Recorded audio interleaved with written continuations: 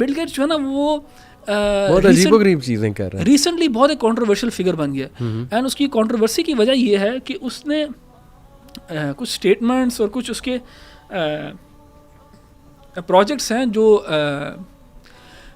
جو سوال اٹھاتے ہیں اس کے اوپر.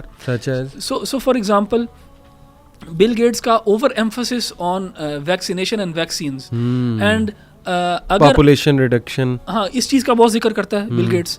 ڈی پاپولیشن کا بہت زیادہ ذکر کرتا ہے کہ ہمارا جو دنیا کا سب سے بڑا مسئلہ ہے وہ یہ ہے کہ ریسورسز لمیٹیڈ ہے لیکن پاپولیشن بہت زیادہ بڑھتی جا رہی ہے, تو اس کا سولوشن یہ ہے کہ پاپولیشن کم ہونی چاہیے. اس کا کیا مطلب ہے؟ پاپولیشن کم ہونی چاہیے کا کیا مطلب ہے کہ ابارشن زیادہ کر دو, فرٹیلیٹی ریٹ زیادہ نیچے کر دو, قتل و غارت شروع کر دو, ایکسیٹرا ایکسیٹرا ایکسیٹرا. تو یہ ایک سوالیہ نشان ہے کہ where is he coming from. Number 2, اگر تو جو میں نے ایک ڈاکیومنٹری ریکمینڈ کی ہے ڈائٹ سڈنلی, اگر لوگ اس کو دیکھیں اور پھر بل گیٹس کا رول دیکھیں ویکسینیشن کے اندر, تو may be they will also say کہ یار کوئی کوشچن مارک ہے.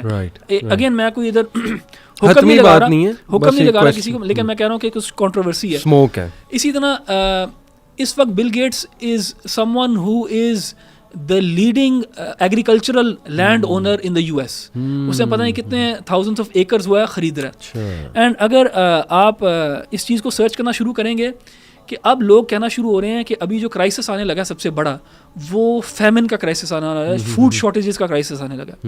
مجھے یاد ہے علی بھائی 2000 خیال 2008 9 10 اس ٹائم کے اندر میں نے ایک ڈاکیومنٹری دیکھی تھی BBC کی, اس کا نام تھا دا فیوچر آف فوڈ.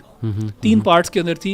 مجھے یاد ہے جب میں نے وہ ڈاکیومنٹری دیکھی تھی میں بڑا ڈپریس ہوا تھا کہ یار یہ حالات ہیں, یا اس طرف جائے گی بات.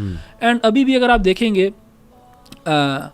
فوڈ کرائسس کے بارے میں نا بہت زیادہ لوگ بات کر رہے ہیں.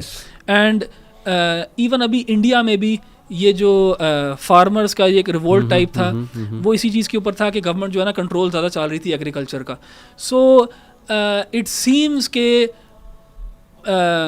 یہ جو ایلیٹس ہیں, جو کوریڈورز آف پاور میں لوگ ہیں, وہ اس چیز کے بارے میں بات کر رہے ہیں کہ فوڈ شارٹیجز ہوں گی, اس لیے ہمیں فوڈ کو کنٹرول کرنا چاہیے. اینڈ اس لیے for example world economic forum کے اندر اس چیز کو باقاعدہ ڈسکس بھی کیا گیا ہے, اور ڈسکس کیا گیا ہے کہ ہمیں جو GMOs ہیں اور جو جینیٹکلی ماڈیفائڈ میٹ ہے وہ بنانا چاہیے کنزمپشن کے لیے, لوگوں کو انسیکٹ کنزمپشن کے اوپر لے کے آنا چاہیے. یہ سارا ڈاووس کے اندر ورلڈ اکنامک فورم کے اندر ڈسکس ہو چکا ہے. کلاؤس شواب وغیرہ نے اپنی کتاب کے اندر بھی ان چیزوں کو لکھا ہے. تو یہ سارا جو ہے نا ڈوبیس کام ہے. میں ان لوگوں سے خیر کی زیادہ توقع نہیں کرتا.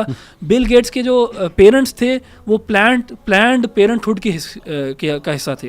اور پلانڈ پیرنٹ ہوڈ جو ہے اس نے یہ ساری ابارشن وغیرہ اس چیز کو جو ہے نا رائج کیا ہے. اینڈ اگر آپ ابارشن اسٹیٹسٹکس دیکھیں US کے اندر تو وہ اسٹیگرنگ کہ کتنے ملینز جو ہیں ہیومن بینگز ابارٹ کیے جاتے ہیں. سو بل گیٹس کا کافی ڈوبیس رول ہے. تو اب میں اس کو فون کر کے کہتا ہوں کہ باز آ جا. I can't help but ask this question, بڑے زور سے آ رہا ہے. Question is کہ is Bill Gates دجال؟ نہیں اتنا میں ابھی یہ میں اتنی بڑی ابھی اس کو میں تیسری کیٹیگری میں رکھوں گا. اس کو تیسری کیٹیگری کیونکہ دجال مجھے ابھی تک اس کے ماتھے پہ کفارہ نہیں نظر آیا. ایگزیکٹلی, اور ون آئی, اور پھر جو کلیئرلی نبی اکرم صلی اللہ علیہ وسلم نے سائنس بتائے ہیں. لیکن جوک اسائڈ دیکھیں فتنہ دجال ہمارے ہاں پاکستان بھی آ کے ہمارے پرائم منسٹرز وغیرہ سے آ کے ملتا ہے. کاز آف کنسرن ہے یہ. بس یہ وہی بات ہے, کویسچن مارک ہے ایک کہ ایسا کیوں ہو رہا ہے. لیکن میں آڈینس کو یہ کہنا چاہوں گا, دیکھیں کہ فتنہ دجال از سم تھنگ سیریس. نبی اکرم صلی اللہ علیہ وسلم جب بھی اس کے بارے میں وارن کرتے تھے تو he was always very serious. صحابہ ڈر جاتے تھے کہ ابھی پیچھے سے نکل کے آ جائے گا, ایسا محسوس ہوتا ہے. تو ہمیں پناہ مانگنی چاہیے اور ہمیں اللہ تعالیٰ سے دعا کرنی چاہیے کہ ہمیں ہماری جنریشنز کو اس فتنے سے بھی بچائیں. بلکہ بہتر ہے کہ ہمارے ایج میں نہ ہی ہو, نہ ہی ہمارے بچوں کی یا ہمارے گرینڈ چلڈرن کی. ہاں تو یہ کافی لوگ چاہیں گے کہ جلدی ہو چیزیں, امام مہدی آ جائیں یہ وہ, لیکن بات یہ کہ دے ڈونٹ ریئلائز کہ وہ what tough times, اللہ معاف کرے, ایمان شیک ہوں گے. صبح کافر, شام کو مومن, یا شام کو کافر, صبح مومن. ہم لوگ اسٹرگل کرتے ہیں صبح فجر کی نماز پڑھنے کے لیے.